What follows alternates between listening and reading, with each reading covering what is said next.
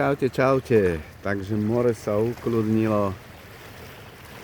Z tohto ostrova Tingloy vyrážame na ostrov Mindoro do Puerta Galera.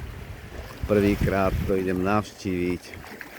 Niekoľkokrát sme sa tam chystali, ale nikdy to nevyšlo, takže dneska to vyjde. Aby ste videli, čím ideme, tak ideme touto loďkou. Cesta trvá hodinu až hodinu a pol. More je nádherne čisté dneska. Bol som sa ráno aj potápať o 7, ale videl som len kopec rýb a žiadne korytnačky. Takže takto to tu vyzerá. Toto je ten náš rezort Tita Presi.